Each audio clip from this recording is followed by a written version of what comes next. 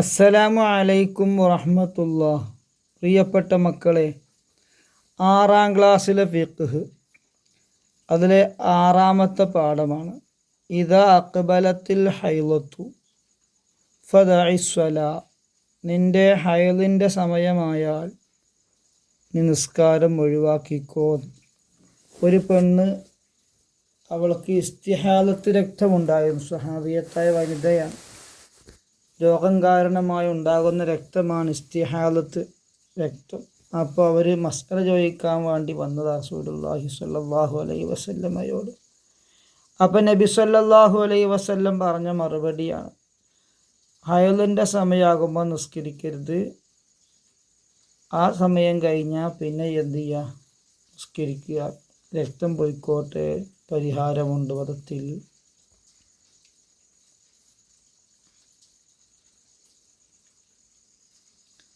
ഹയല് നിലച്ചാൽ എങ്ങനെ കുളിക്കും? ഹയല് രക്തം നിന്നാൽ എങ്ങനെ കുളിക്കും?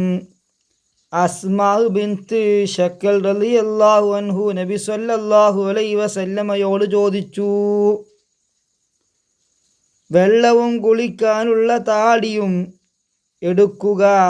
വെള്ളം കുളിക്കാനുള്ള താളിയും അന്നത്തെ കാലത്ത് ഉപയോഗിച്ചിരുന്ന വസ്തുക്കളാട്ടോ താളിയൊക്കെ. ഇപ്പം താളി ഇപ്പം ഷാമ്പുവായി, സോപ്പായി. ശേഷം പൂർണ്ണമായ വുളൂ ചെയ്യുക. പിന്നീട് തലയിൽ വെള്ളമൊഴിച്ച് നല്ല പോലെ തേച്ച് കഴുകുക. തലമുടികളുടെ അടിഭാഗങ്ങളിൽ വെള്ളം എത്തിച്ചേരണം. വീണ്ടും തലയിൽ വെള്ളമൊഴിച്ച് കുളി തുടരുക. ശേഷം കസ്തൂരി പുരട്ടി തുണിയെടുത്തു ശുദ്ധി വരുത്തുക. ഇതാണിപ്പോൾ കുളിക്കണ കോലം പറഞ്ഞു കൊടുത്തത്. ഫർളായ കുളിക്കണ കോലം. ഇത് കേട്ട ആയിഷ ബീവി റളിയല്ലാഹു അൻഹ പറഞ്ഞു, അൻസ്വാരി സ്ത്രീകൾ ഉത്തമ സ്ത്രീകളാണ്. ദീനീ കാര്യങ്ങൾ പഠിക്കാൻ ലജ്ജ അവരെ തടയുകയില്ല. മുസ്ലിം. അതെഴുതിയിട്ട് നമുക്ക് ഒരാളോട് ഇങ്ങനത്തെ കാര്യങ്ങളൊക്കെ ചോദിച്ച് മനസ്സിലാക്കണമെങ്കിൽ നമുക്ക് വിശ്വാസം വേണം അയാളെ കേട്ടോ. അല്ലെങ്കിൽ ഇങ്ങനത്തെ രഹസ്യമായ കാര്യങ്ങളൊക്കെ പറയുമ്പോൾ ഇബ്ലീസ് അവിടെ ഇടപെടും, പേപ്പിക്കും. അപ്പം അങ്ങനത്തെ കാര്യം എല്ലാവരോടൊന്നും ചോദിച്ചാൻ പറ്റൂല. അൻസ്വാരി പെണ്ണ് റസൂലുള്ളാഹി സ്വല്ലല്ലാഹു അലൈഹി വസല്ലമ തങ്ങളോട് ചോദിച്ചു എന്ന് വെച്ചുകൊണ്ട് അത് ചോദിക്കപ്പെടുന്ന വ്യക്തി മഅസൂമായത് കൊണ്ടാണ് ആ പെണ്ണ് അങ്ങനെ ചോദിച്ചത്. നമുക്ക് ചോദിക്കാൻ അങ്ങനെ ഡയറക്റ്റ് ഒരു ഉസ്താദിൻ്റെ വീട്ടിൽ പോയി ചോദിക്കാൻ നമുക്ക് പറ്റില്ല. നമ്മളെ ഭർത്താക്കന്മാരുണ്ടെങ്കിൽ ഭർത്താക്കന്മാരെ, മക്കളുണ്ടെങ്കിൽ മക്കളെ, ആങ്ങളമാരുണ്ടെങ്കിൽ ആങ്ങളമാരെ, ഉപ്പമാരുണ്ടെങ്കിൽ ഉപ്പമാരൊക്കെ ഏൽപ്പിക്കുക. അവർ ചോദിച്ച് നമുക്ക് പറഞ്ഞു തരും കേട്ടോ. രഹസ്യങ്ങളും ലജ്ജകളൊക്കെ വേണം, ലജ്ജൊക്കെ വേണം കേട്ടോ. പെണ്ണിനും ലജ്ജുണ്ട്, ആ ലജ്ജൊന്നും വിടാൻ പറ്റില്ല. പോട്ടെ. പ്രായപൂർത്തിയായ സ്ത്രീകൾക്ക് ചില പ്രത്യേക സമയങ്ങൾ ഗർഭാശയത്തിൽ നിന്ന് പുറപ്പെടുന്ന രക്തമാണ് ഹൈള്. എന്താ അമ്മ ഹൈള് പറഞ്ഞാൽ? എന്താണ് ഹൈള് പറഞ്ഞാൽ? പ്രായപൂർത്തിയായ സ്ത്രീകൾക്ക് ചില പ്രത്യേക സമയങ്ങളിൽ ഗർഭാശയത്തിൽ നിന്ന് പുറപ്പെടുന്ന രക്തമാണ് ഹൈള്. ആർത്തവ സമയം നല്ല ശുചിത്വം പാലിക്കണം.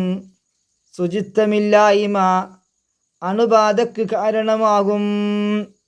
മെൻസസ് ഉണ്ടാകുന്ന സമയത്തെ അതൊരു പടച്ച റബ്ബ് തമ്പുരാൻ സ്ത്രീകൾക്ക് കൊടുത്തൊരു പ്രത്യേകതയാണ്. അതിനൊരുപാട് ഖൈറാത്തുകൾ പിന്നെ നമുക്കതറിയില്ല. നമുക്ക് അറിയണമെന്നും കുറേ ഉണ്ട്, ഇപ്പം പറയേണ്ട ആവശ്യമില്ലല്ലോ. ഗർഭശിശു വളരാനൊക്കെ അതൊരു കാരണമാണ്, അള്ളാഹുവിൻ്റെ ഹിക്മത്തുകൾ പെട്ടതാണ്. അപ്പോൾ ആ രക്തം ഉണ്ടാവുമ്പോൾ അത് ആവശ്യമില്ലെങ്കിൽ രക്തം പുറന്തള്ളും. അതുകൊണ്ട് ഉപകാരമൊന്നുമില്ല എന്നുണ്ടെങ്കിൽ അത് പുറന്തള്ളും. അപ്പോൾ അത് പുറത്തേക്ക് വരും. അപ്പോൾ അത് വരുമ്പോൾ നല്ല വൃത്തി വേണം മക്കളെ. നല്ല കുളിച്ച് ഫ്രഷായി നിസ്കരിക്കൊന്നും വേണ്ടാറ് പിന്നെ ആഴ്ചയിൽ കൂടി ആക്കരുത്. എന്നിട്ട് ഒരു വട്ടം കുളിക്കണാൽ 2 or 3 വട്ടം കുളിക്കണം. കാരണം പല രോഗങ്ങൾക്കും അത് കാരണമാകും അവിടെ വൃത്തിയില്ലെങ്കിലേ കേട്ടോ. അതാണ് ഇസ്ലാം പഠിപ്പിക്കുന്നത്. ശുചിത്വമില്ലായ്മ അണുബാധക്ക് കാരണമാകും. അപ്പം ചോദിക്കാണ് ആരിഫ മോള് ഉണർന്നപ്പോൾ, ഉസ്താദ് എപ്പോഴാണ് ആർത്തവമുണ്ടാവുക? ആരിഫ ചോദിച്ചു. ഒരു പെൺകുട്ടിക്ക് എപ്പോഴാണ് ആർത്തവം ഉണ്ടാകുക? ചന്ദ്രവർഷപ്രകാരം 9 വയസ്സ് പൂർത്തിയാകുമ്പോഴാണ് ഹൈലുണ്ടാവുക, ആർത്തവമുണ്ടാവുക. 9 വയസ്സ് തികയാൻ 16-ൽ താഴെ ദിവസമുള്ളപ്പോൾ രക്തം പുറപ്പെട്ടാലും ഹൈലായി പരിഗണിക്കും. അതിനു മുമ്പ് വരുന്ന രക്തം ഹൈലല്ല. മക്കളെ, നമ്മളിവിടെ കണക്കൂട്ടുമ്പോൾ വർഷം കണക്കൂട്ടുമ്പോൾ 2 വർഷം കണക്കൂട്ടും അല്ലേ? ഒന്ന് ഈസവി അറിഞ്ഞ ക്രിസ്താബ്ദം, ഈസാ നബി അലൈഹിസ്സലാമിൻ്റെ ജനനവുമായി ബന്ധപ്പെട്ട് കണക്കൂട്ടും. അത് നമ്മൾ മലയാളത്തിൽ പറയും ഇംഗ്ലീഷ് മാസം പറയും അല്ലേ? പിന്നെ മുഹറം സഫർ ഇങ്ങനെ ഒരു മാസം കണക്കൂട്ടും.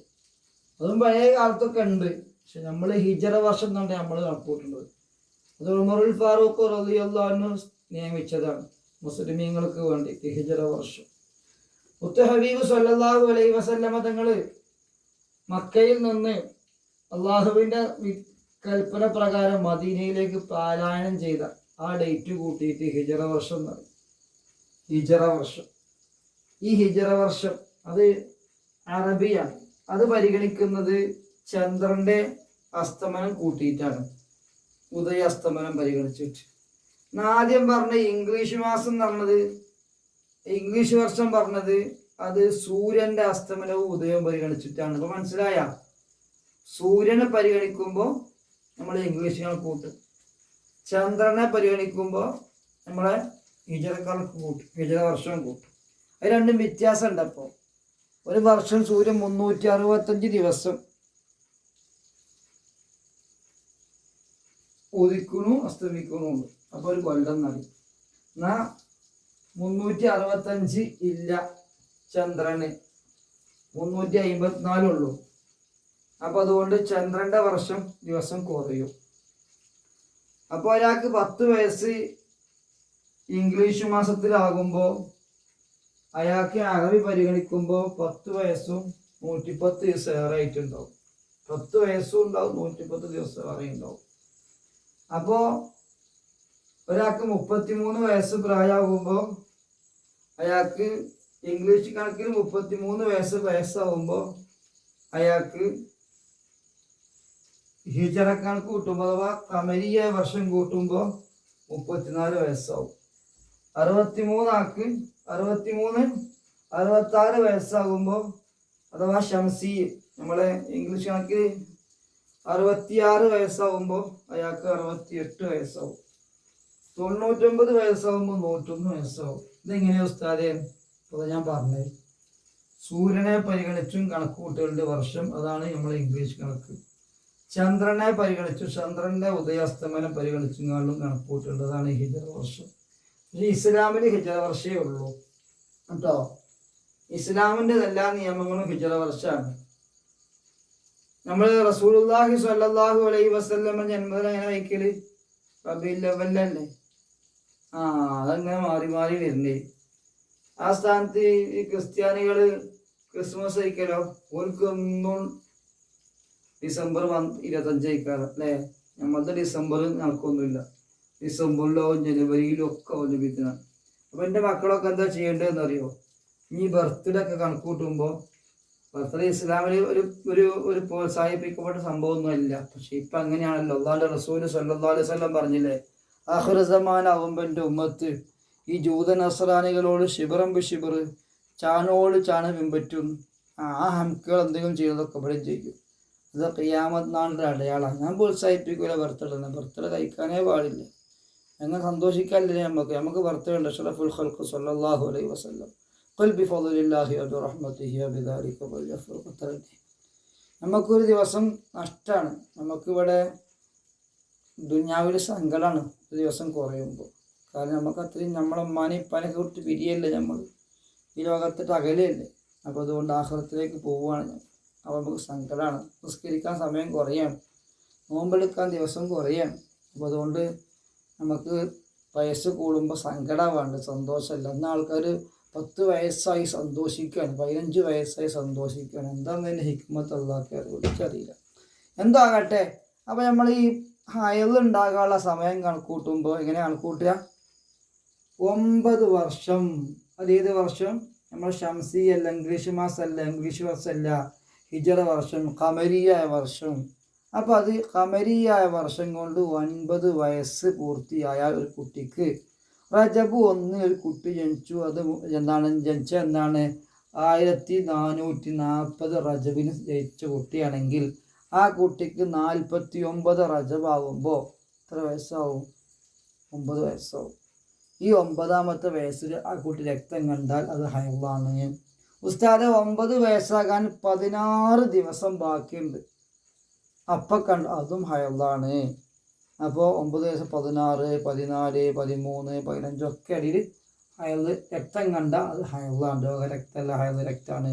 എന്നാൽ ഒരു കുട്ടിക്ക് 9 വയസ്സാകാൻ 20 ദിവസം അല്ലെങ്കിൽ 17 ദിവസം ബാക്കിയുണ്ട്, അപ്പോഴാണ് രക്തം കണ്ടത്, അതെന്തല്ല, ആർത്തവ രക്തമല്ല. അതാ പറഞ്ഞത്, മനസ്സിലാക്കണം കേട്ടോ. അല്ലാഹു നീ കബൂലാക്കണേ അല്ലാഹ്. ഇനിയോ ഉസ്താദ് കാര്യം പറഞ്ഞു കൊടുക്കുകയാണ്. ഏറ്റവും ചുരുങ്ങിയ സമയം ഒരു രാവും പകലുമാണ് ആർത്തവ രക്തം. ഒരു പെണ്ണിന് രക്തം വന്നു, ആർത്തവ രക്തമാണ്. ഒരു ചുരുങ്ങിയത് ഒരു ദിവസം ആ രക്തം നിലനിൽക്കണം, രക്തം പോയിങ്ങോടുക്കണമെന്നില്ല. 24 അവർ രക്തമുള്ളവളായിരിക്കണം അവൾ, അപ്പോൾ ഇപ്പോഴൊക്കെ ആയിട്ട്. ഒരു ദിവസമൊന്നുമില്ല, 24 മണിക്കൂറൊന്നുമില്ല, ഒരു അരമണിക്കൂർ രക്തമുള്ളൂ. അതൊന്നും ഹയലായിട്ട് മെൻസസ്സായിട്ട് കൂട്ടൂല, ആർത്തവായിട്ട് കൂട്ടൂല. സാധാരണ 6-7 ദിവസം ഉണ്ടാവുക. സാധാരണ ആരോഗ്യമുള്ളൊരു പെണ്ണാണെങ്കിൽ ആ പെണ്ണിന് എത്ര ദിവസം ഉണ്ടാവും? 6 ദിവസം അല്ലെങ്കിൽ 7 ദിവസമൊക്കെ ഉണ്ടാവും. എന്നാൽ 6 ദിവസം വരെ കാത്തുക്കൊന്നും വേണ്ട, 6 ദിവസം വരെയാണ് സാധാരണ എന്നാണ് പറഞ്ഞത്. ഇതൊക്കെ നമ്മൾ നോക്കൽ എങ്ങനെയാണ്? എത്ര ദിവസമായി എന്നുള്ള നോക്കൽ, രക്തം ഉണ്ടോ ഇല്ലേ, ഒരു ദിവസം ആയിട്ടില്ലേ, ഒരു ദിവസം 24 മണിക്കൂർ രക്തമല്ലേ, അത് ഹൈലല്ല, ആർത്തവ രക്തമല്ല. ഒരു ദിവസം കഴിഞ്ഞ് 3ാമത്തെ ദിവസം രക്തം നിന്ന് എന്നാൽ നമ്മൾ കുളിച്ച് നിസ്കരിക്കുന്നേ. സാധാരണയാണ് 6-7 ദിവസമൊക്കെ പറഞ്ഞത് കേട്ടോ. എന്നാലോ കൂടിയാൽ 15 ദിവസവും ഉണ്ടാകും ആർത്തവ രക്തം. ഒരു പെണ്ണിന് രക്തം വന്നു 1, 2, 3, 4, 5, 6, 7, 8, 9, 10, 11, 12, 13, 14, 15 ദിവസം വരെ അത് ആർത്തവമായിട്ട് കണക്കൂട്ടാം. 16ാമത്തെ ദിവസം ഉസ്താദെ രക്തമുണ്ട്, അത് ഹൈളല്ല, രോഗരക്തമാണ്, ഡോക്ടറെ കണ്ട് മരുന്ന് വാങ്ങിക്കോ വേണമെങ്കിൽ. ഹയൽ 15 ദിവസമേ ഉണ്ടാകുള്ളൂ കേട്ടോ ഏറിയാൽ. ഇനിയോ 2 ഹയലുകൾക്കിടയിൽ ചുരുങ്ങിയ ശുദ്ധി 15 ദിവസമാണ്. അതിനു മുമ്പ് വരുന്ന രക്തം ഇസ്തിഹാളത്താണ്. ഒരു കുട്ടിക്ക് മുഹറം 1 എന്ത് ചെയ്ത് പ്രായപൂർത്തിയായ ഹയലുണ്ടായി. മുഹറം 5 ഓളെ രക്തം നിന്നു, അപ്പോൾ കുളിക്കണം. ഇനി ഇവിടെ 6, 7, 8, 9, 10, 11, 12, 13, 14, 15, 16, 17, 18, 19, 20 മുഹറം 20 വരെ ഓക്ക് ഇനി രക്തം ഉണ്ടാകുകയാണെങ്കിൽ അതൊന്നും ഹയലായിട്ട് കൂട്ടൂല. 20ാം തീയതിക്ക് ശേഷമുള്ള രക്തേ ഹയലായിട്ട് കൂട്ടുള്ളൂ. അപ്പോൾ 15ാം തീയതി ഒരു കുട്ടി രക്തം കണ്ടു. എങ്ങനെ? ഹയലിൻ്റെ സമയം കഴിഞ്ഞിട്ട്, ഹയൽ കൂടി നമ്മൾ 15 ദിവസം പറഞ്ഞല്ലേ, മുഹറം 1 ശേഷം 15 ദിവസം കഴിഞ്ഞിട്ടും 17ാമത്തെ ദിവസം രക്തം കണ്ടൊരു കുട്ടി. അതെന്തല്ല? ആർത്തവ രക്തമല്ല. ആർത്തവ രക്തം കുളിച്ച് ആർത്തവ രക്തം നിലച്ചതിന് ശേഷം 2ാമത് ആർത്തവം ഉണ്ടാകണമെങ്കിൽ ചുരുങ്ങിയത് 15 ദിവസത്തെ ഇട വേണം. ഈ 15 ദിവസം ഇട ഇല്ലെങ്കിൽ അത് ഹയലായിട്ട് ആർത്തവായിട്ട് കൂട്ടൂല, അത് രോഗരക്തമാണ്. അതിന് വേറെ പരിഹാരം കാണണം, നിസ്കാരം ഒഴിവാക്കാൻ പറ്റൂല. എന്താണ് നിഫാസ് രക്തം? നിഫാസ് രക്തം നമ്മൾ രക്തം 3ആയി പറഞ്ഞു. ഹൈൽ രക്തം, നിഫാസ് രക്തം, ഇസ്തിഹാളത്ത് രക്തം. എന്താണ് നിഫാസ് രക്തം? പ്രസവം കഴിഞ്ഞ് ഗർഭാശയം പൂർണ്ണമായി ഒഴിഞ്ഞതിന് ശേഷം പുറപ്പെടുന്ന രക്തമാണ് നിഫാസ്. പ്രസവിച്ച് കുട്ടി ഇങ്ങോട്ട് പോന്നാൽ കുറച്ച് രക്തം ഇങ്ങോട്ട് വരാണ്ട്, ആ രക്തമാണ് നിഫാസ് രക്തം. എന്നാൽ പ്രസവം കഴിഞ്ഞ് 15 ദിവസത്തിന് ശേഷമാണ് രക്തം പുറപ്പെട്ടതെങ്കിൽ അത് നിഫാസല്ല. ഹയലിൻ്റെ നിബന്ധനകളുണ്ടെങ്കിൽ അത് ഹയലാകും. അപ്പോൾ പ്രസവിച്ചാൽ 15 ദിവസം കൊണ്ട് രക്തം വരണം, എന്നെങ്കിലേ നിഫാസായിട്ട് പരിഗണിക്കുള്ളൂ. ഒരു പെണ്ണ് പ്രസവിച്ചപ്പോൾ തുള്ളി രക്തം വന്നില്ല, അള്ളാൻ്റെ കുദറത്തല്ലേ, നമുക്കൊക്കെ പറയാൻ പറ്റുമോ? നോക്ക്, നിഫാസ് ഇല്ല എന്ന് പറയണു. ഉസ്താദെ പ്രസവിച്ച അന്ന് രക്തം വന്നില്ല, പിറ്റത്തെ ആഴ്ച വന്നു, അത് നിഫാസ് രക്തം തന്നെയാണ്. ഉസ്താദ് പിറ്റത്തെ ആഴ്ച 2 ആഴ്ച 15 ദിവസം കഴിഞ്ഞിട്ടാണ് ആ പെണ്ണിന് പ്രസവിച്ച രക്തം വന്നത്, എന്നത് നിഫാസായിട്ട് ഗണിക്കൂല പരിശുദ്ധ ഇസ്ലാമിൽ. അത് ഹയലിൻ്റെ സമയമാണെങ്കിൽ ഹയലായിട്ട് കൂട്ടും, ഹയലിൻ്റെ സമയമില്ലെങ്കിൽ ഹയലായിട്ടും കൂട്ടൂല. പിന്നെയോ ഹയലിന് നിബന്ധനകൾ ഉണ്ടെങ്കിൽ അത് ഹയലാകും. ഞാൻ നിഫാസിനെ പറ്റി പറയുമ്പോൾ ഹയലിനെ പറ്റി നമ്മൾ പറഞ്ഞ ഏറ്റവും ചുരുങ്ങിയത് 24 മണിക്കൂർ, സർവ്വസാധാരണ 6-7 ദിവസം, കൂടിയാൽ 15. എന്നാൽ നിഫാസ് രക്തമോ ഏറ്റവും ചുരുങ്ങിയത് 1 സെക്കൻഡ്, ഒരൊറ്റ പുറപ്പെടൽ. സാധാരണ 40 ദിവസം, കൂടിയാൽ 60 ദിവസം. അപ്പോൾ ഒരു പെണ്ണ് പ്രസവിച്ച്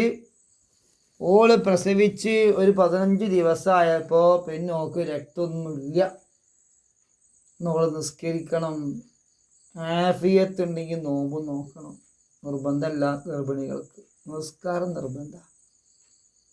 ഞാൻ പ്രസവിച്ചതല്ലേ, പ്രസവിച്ചതിൻ്റെ കുട്ടി അന്നല്ല ഇഷ്ടപ്പെട്ട, എനിക്കിപ്പോൾ രക്തമൊന്നുമില്ല, ശുദ്ധിയായില്ലേ, റഹ്മത്തിൻ്റെ മലായിക്കത്തിൻ്റെ കൂട്ടുകാരിയായില്ലേ, ഇപ്പോൾ നിസ്കാരം തുടങ്ങിക്കോ. 40 ദിവസം ആകണമെന്നില്ല, രക്തം മുറിയലാണ് പരിഗണിക്കുക. രക്തം നിന്നോ, ചിലപ്പോൾ ഞാൻ പറഞ്ഞില്ലേ, ചിലപ്പോൾ നേരെ രക്തം പുറപ്പെടും, ഒറ്റ പുറപ്പെടില്ല, പിന്നെ പുറപ്പെടില്ല. അവൾ നിഫാസ് രക്തമില്ലാത്തവളാണ്, അതുപോലെ നിഫാസ് രക്തം മുറിഞ്ഞു, ഇനിയോള് നിസ്കരിക്കണം, കുളിച്ച് നിസ്കരിക്കണം. എന്നാൽ സാധാരണ 40 ദിവസം വരെയൊക്കെ ഉണ്ടാകും. നമ്മളെ നാട്ടിൽ അത്രയൊക്കെ ഉണ്ടാകും. നമ്മാണ്ടൊക്കെ ഒന്ന് ചോദിച്ചോക്കട്ടെ, ഉമ്മച്ചിയെ എന്നെ നിങ്ങൾ പ്രസവിച്ചപ്പോൾ നിങ്ങൾക്ക് എത്ര ദിവസം രക്തമുണ്ടായി? അത് പബ്ലിക്കിൽ മൈക്ക് ചോദിക്കൊന്നും വേണ്ട, ഇല്ലനെ നമ്മൾ ഉമ്മയുമായിട്ടൊക്കെ നമ്മളിങ്ങനെ കാര്യങ്ങളൊക്കെ പറയുമ്പോൾ ഇങ്ങനത്തെ കാര്യങ്ങളൊക്കെ സംസാരിച്ച് നോക്കുക. അപ്പം അങ്ങനെ ഒരു മോളെ എനിക്ക് 26ാമത്തെ ദിവസം രക്തം നിന്നീനി, ഞാൻ കുളിച്ച് നിസ്കരിച്ച്, ഇനി നിങ്ങളമ്മ ദീനിയാണെങ്കിൽ പറയും. മനസ്സിലാകണ്ടോ? പോട്ടെ. കൂടിയാൽ 60 ദിവസമാണ്. ഒരു പെണ്ണ് പ്രസവിച്ചു, 61ാമത് ദിവസവും രക്തം വന്നുകൊണ്ടിരിക്കുന്നു. പോളെ ഡോക്ടറെ പോയി കണ്ടോ, അത് നിഫാസ് രക്തമല്ല, അത് രോഗരക്തമാണ്. അതും കഴിഞ്ഞു. ഹയലുള്ളവർക്കും നിഫാസ് ഉള്ളവർക്കും നിസ്കാരവും നോമ്പും ഹറാമാണ്. 1 നിസ്കാരം, നോമ്പ്, ത്വവാഫ്, കഅബയെ വലയം ചെയ്യൽ, അതുപോലെ സുജൂദ് ചെയ്യൽ, മുസ്ഹഫ് തൊടൽ, മുസ്ഹഫ് എടുക്കൽ, ഖുർആൻ പാരായണം എന്നിവയുടെ വിധിയും ഇത് തന്നെയാണ്. അഥവാ ഇതൊക്കെ ഹറാം തന്നെയാണ്. ഹയലോ നിഫാസോ ഉള്ള സമയം സംഭോഗത്തേർപ്പെടലും മറയില്ലാതെ മുട്ടുപൊക്കലിൻ്റെ ഇടയിൽ ബന്ധപ്പെടലും ത്വലാഖ് ചൊല്ലലും ഹറാമാണ്. ഹയലോ നിഫാസോ ഉള്ള സമയത്ത് എന്ത് ചെയ്യാൻ പാടില്ല? ഭാര്യ ഭർത്താക്കന്മാർ സംയോഗം ചെയ്യാൻ പാടില്ല. അതുപോലെ തന്നെ മുട്ടുപൊക്കലിൻ്റെ ഇടയിൽ ആനന്ദമെടുക്കാനും പാടില്ല. പറയേണ്ടത് പറയണ്ടേ, പറയാതെ ഇപ്പം എങ്ങനെ മനസ്സിലാക്കുക? മുഖത്തൊക്കെ നോക്കി പറയുന്നില്ലല്ലോ നമ്മൾ, ഞാൻ ഫോണിൽ കൂടെ അല്ലേ പറയുന്നത്. സംയോഗം ചെയ്യാൻ പാടില്ല ആ സമയത്ത്. പല കാരണങ്ങളും പണ്ഡിതന്മാർ പറഞ്ഞു. നമുക്ക് കാരണം നോക്കണം, നമുക്ക് നമ്മളെ പടച്ച റബ്ബ് പറഞ്ഞാൽ മതി.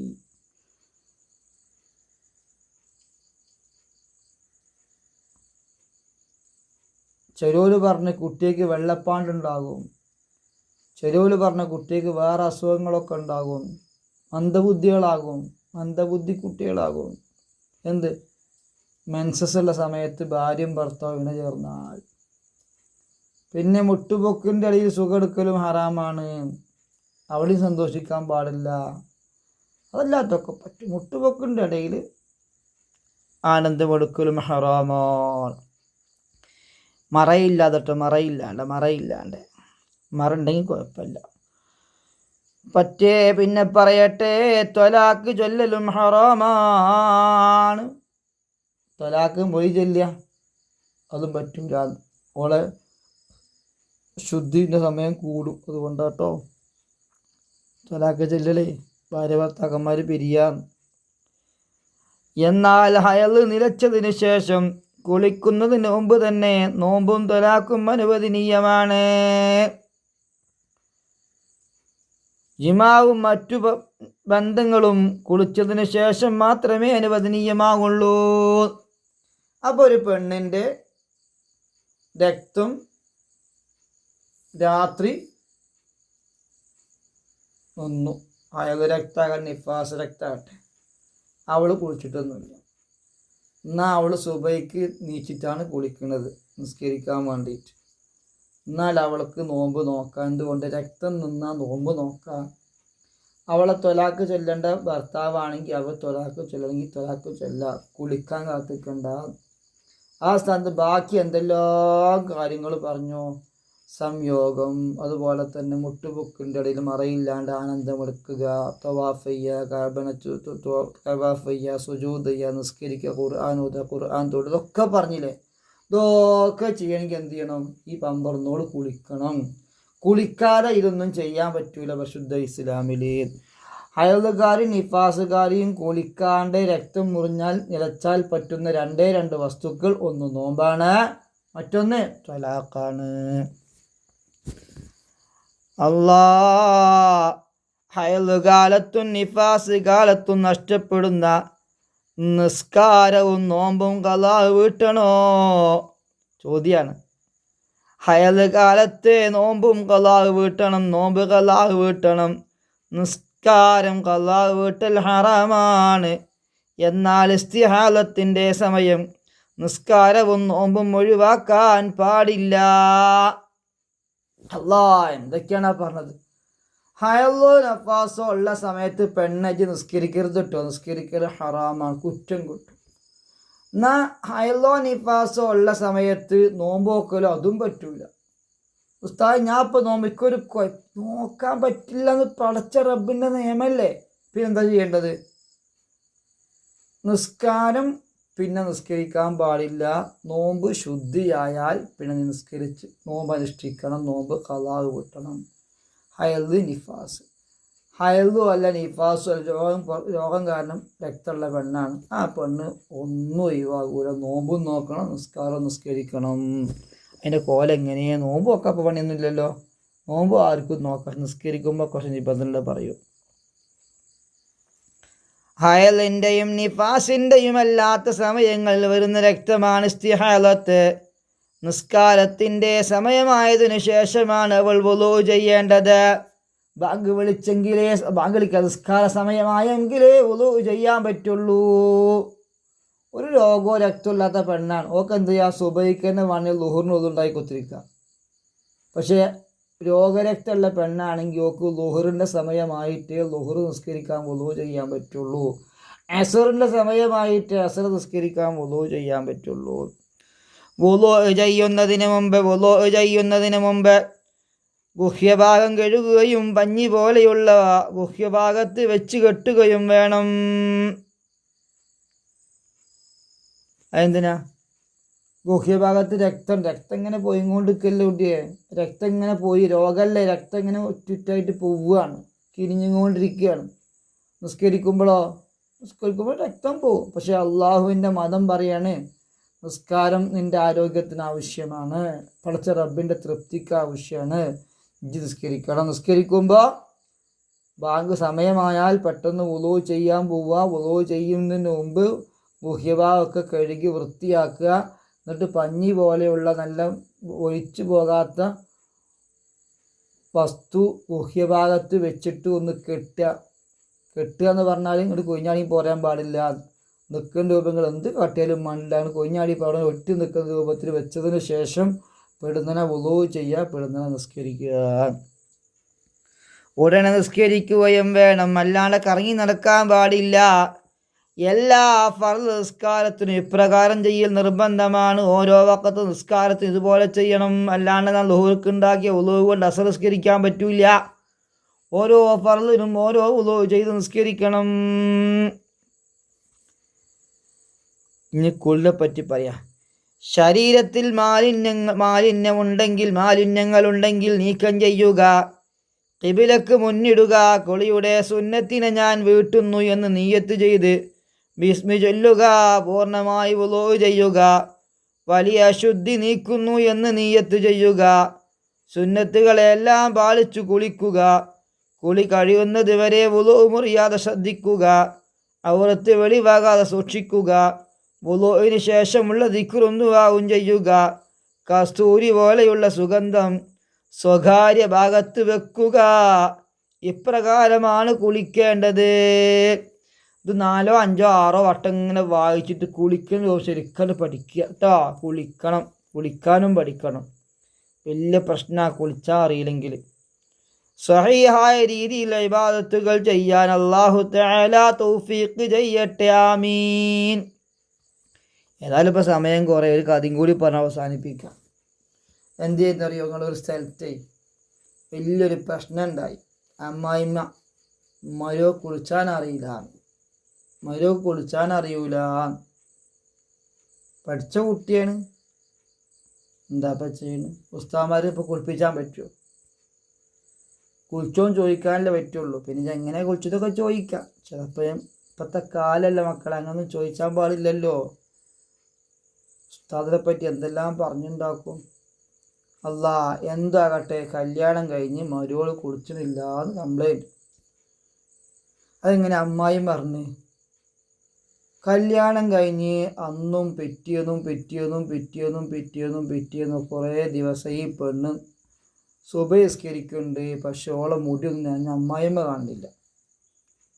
അന്നത്തെ കാലത്ത് ഇപ്പോൾ ഒരു പെണ്ണ് വീട്ടിൽ നിന്ന് പുറത്തേക്ക് പോകുമ്പോഴൊക്കെയാണ് അറിയും. ഇപ്പോൾ താഴത്തേക്കാരം ബാത്റൂം ഉണ്ടാകുക. അപ്പം അമ്മ ശ്രദ്ധിക്കുന്നുണ്ടാവും ഇവിടെ കുളിക്കുന്നുണ്ടോന്ന്. മകനാണെങ്കിൽ ഓൻ സുബഹിക്ക് നീച്ചിങ്ങാണ്ട് കുളിച്ചിങ്ങാണ്ട് പള്ളിയൊക്കെ നിസ്കരിക്കാൻ പോകുന്നുണ്ട്. ഈ പാത്തുമ്മയാണെങ്കിൽ നിസ്കരിക്കുന്നുണ്ട്, കുളിക്കണില്ല. ഇതിങ്ങനെ എങ്ങനെയപ്പം ചോദിക്കുക? മരോളല്ല ഇങ്ങനെ അമ്മായി മടിച്ച് എന്തായാലും ഇപ്പോൾ ഇതിങ്ങനെ ഇട്ടാൻ പറ്റൂലല്ലോ. വല്യമ്മ വെച്ച്, മോളെ ഇത് കുളിക്കല്ലോ വെച്ച്. എന്തിനാ കുളിക്കണ്? കുഞ്ഞാപ്പ് കുളിച്ചിട്ടാണല്ലോ പള്ളിയൊക്കെ പോയാല്. എന്തിനാ കുളിച്ചിനെന്താ? പിന്നെ നിങ്ങൾ പരസ്പരം ഒന്നുമില്ലേ? ഉണ്ട്. പിന്നെ കുളിക്കണ്ടേ? അതിനെന്താ അരണ്ട് ചെയ്യപ്പെട്ട് കഴിക്കാൻ പോലെ? ഞാൻ എന്നും അരണ്ട് ചെയ്യപ്പെട്ട് കഴിക്കാറുണ്ട്. ഈ ഉമ്മ തലയിൽ കൈവച്ച് ഉമ്മാക്ക് വെച്ച്. ആരമ്മാക്ക്? കുട്ടീൻ്റെ അമ്മാക്ക്. ഏടി ഇങ്ങനെയൊക്കെയാണ് അവസ്ഥ. എന്ത് ചോദിച്ചു? ഓള് കുളിച്ചില്ല. പിന്നെ കുളിച്ചാണ്ടേ?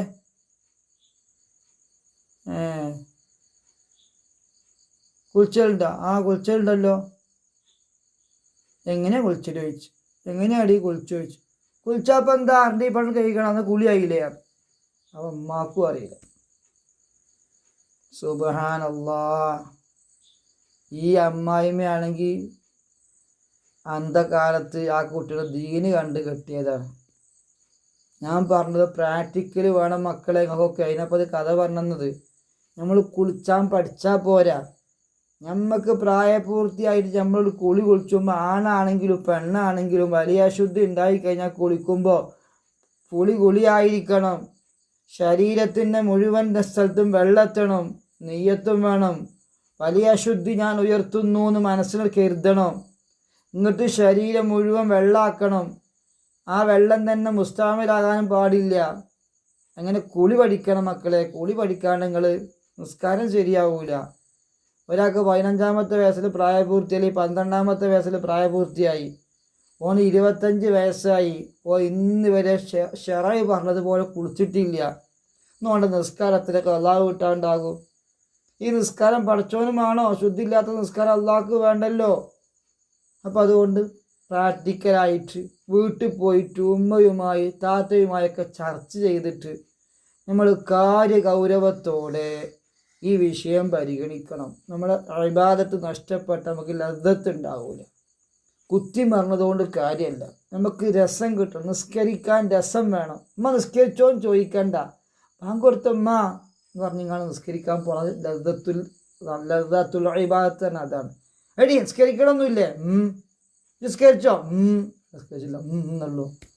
ആർക്കോ വേണ്ടി നിസ്കരിക്കുകയാണ്. അങ്ങനെയല്ല നിസ്കാരം. അല്ലാഹുവേ നീ കബൂലാക്കണേ അല്ലാ, നീ കബൂലാക്കണേ അല്ലാ, നീ കബൂലാക്കണേ അല്ലാ. ഇനിയിപ്പോൾ തെദ്രീബാത്ത് ഒപ്പോൾ വായിച്ചാലും നമുക്ക് വായിക്കലേ തെരീനായില്ലപ്പോൾ. തെദ്രീബാത്ത് പറയാൻ ഉജീബു കലിമത്തിൻ വാഹിദ, ഒറ്റവാചകത്തിൽ ഉത്തരം പറയുക. ഹയലുണ്ടാകുന്ന ചുരുങ്ങിയ വയസ്സ് ചന്ദ്രവർഷപ്രകാരം എത്രയാണ്? 9 വയസ്സ്.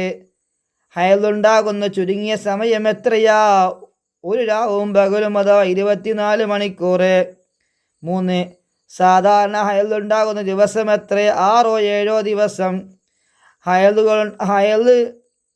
ഹയലുണ്ടാകുന്ന അധിക സമയം എത്ര? 15 ദിവസം.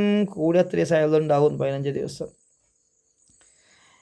5. നിഫാസിൽ ഏറ്റവും ചുരുങ്ങിയ സമയം എത്ര? 1 സെക്കൻഡ് അഥവാ 1 നിമിഷം. 6. സാധാരണ എത്ര ദിവസമാണ് നിഫാസ് ഉണ്ടാവുക? 40 ദിവസം. 7. നിഫാസ് കൂടിയത് എത്ര ദിവസമാണ്? 60 ദിവസം. നുജീബു, എന്താണ് ഹയല്? പ്രായപൂർത്തിയായ സ്ത്രീകൾക്ക് ചില പ്രത്യേക സമയങ്ങളിൽ ഗർഭാശയത്തിൽ നിന്നും പുറപ്പെടുന്ന രക്തം. ഈ ഹാബിടെ വരണേ ഗർഭ തെറ്റിപ്പോയത് ഫ്രണ്ടിൽ. 2. എന്താണ് നിഫാസ്? പ്രസവശേഷം ഗർഭാശയത്തിൽ നിന്നും പുറപ്പെടുന്ന രക്തമാണ് നിഫാസ്. എന്താണ് ഇസ്തിഹാലത്ത്?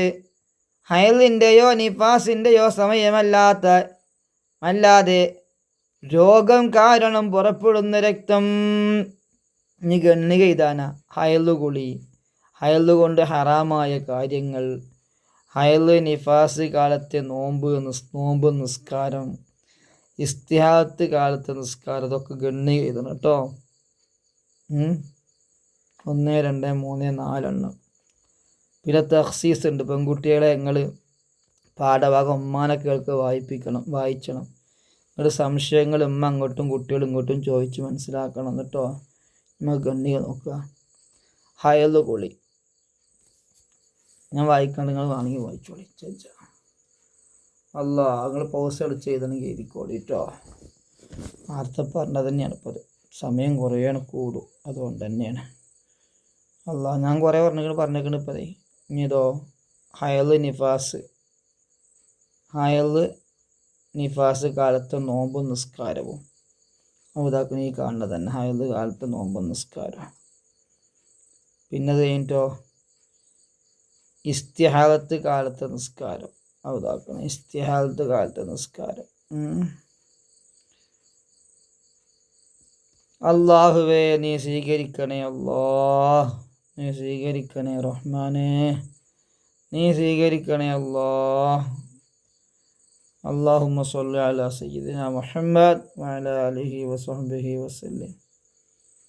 അല്ലാഹ് ഇതൊക്കെ നോട്ടിലേക്ക് എഴുതണം, പുസ്തകത്തിൽ കൊള്ളൂല.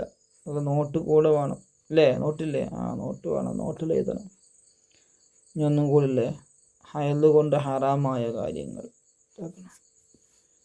അല്ലാഹുവേ നീ സ്വീകരിക്കണേ അല്ലാഹ്, നീ സ്വീകരിക്കണേ അല്ലാഹ്. അസ്സലാത്തു വസ്സലാമു അലൈക യാ റസൂലല്ലാഹ്.